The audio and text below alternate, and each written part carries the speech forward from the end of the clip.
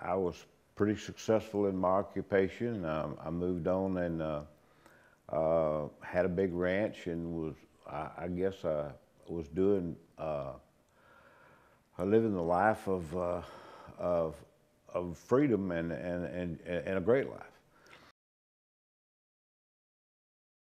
When I was around 57, 58, I was in a marriage that was just wonderful. It was kind of a perpetual honeymoon. I had a great wife, great children. When I started suffering from mental illness, I walked away from $1 million ranch, 3,500 square foot home, raising registered cattle, just a really great life. And I walked away from everything, give everything away. And a few months later, I found myself living in an 8 by 20 foot trailer, broke. People started telling me that I was changing.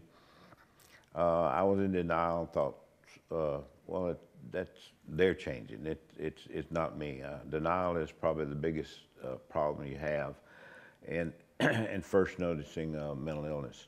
I reached a point about 3 or 4 years later of noticing that I was crying all the time.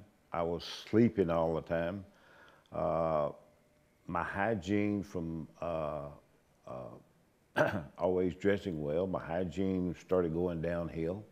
When I reached the point that I wanted to kill myself, I sat in front on the end of my bed with a 44 in my lap, crying, wanting to just end it all.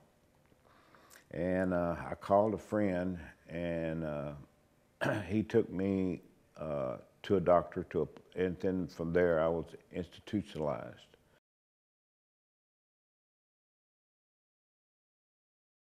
I tried one more time to commit suicide, and it was the second time that that I tried to commit suicide that they sent me to the Burke Center here in Nacogdoches for counseling.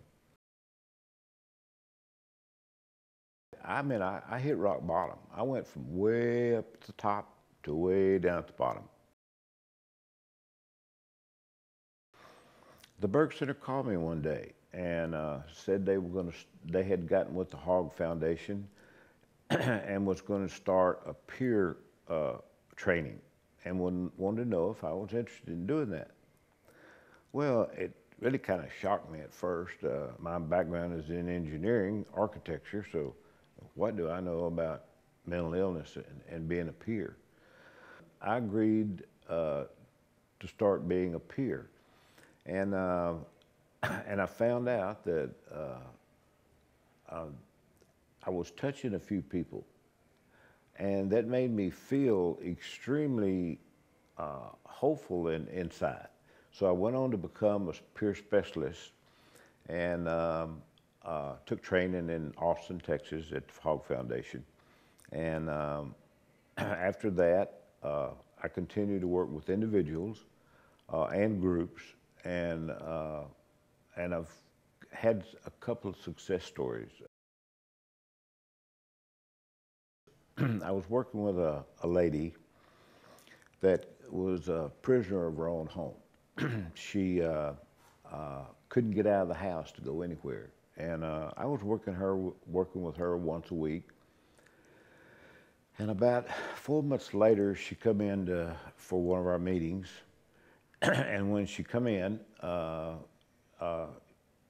opened the door for her to come on back to the conference room. She was clapping her hands and said, "Guess what, guess what?" And I said, "What?" And she said, "I went to Walmart today and I stayed for an hour."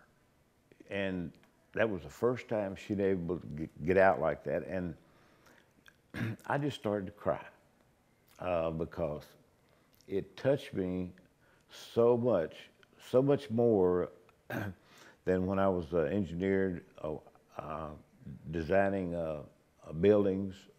You know, I actually worked on, I hate to tell you how old I am, but I worked on the design of the Astrodome in Houston, Texas. I just really was touched by helping someone, and I've continued to work for the Burke Center, and it's just been something that to give back, to help someone, because I know how much I hurt when I was on the bottom. And I had recovered enough that I was beginning to have hope, joy, and enjoy life again. I've lost a lot, but I've kind of got a new beginning now.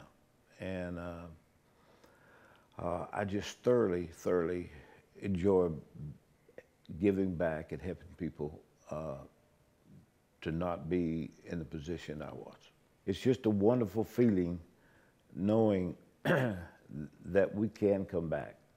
We may be working with a mental illness, but we're good. We're good people, and we've got a lot to give back.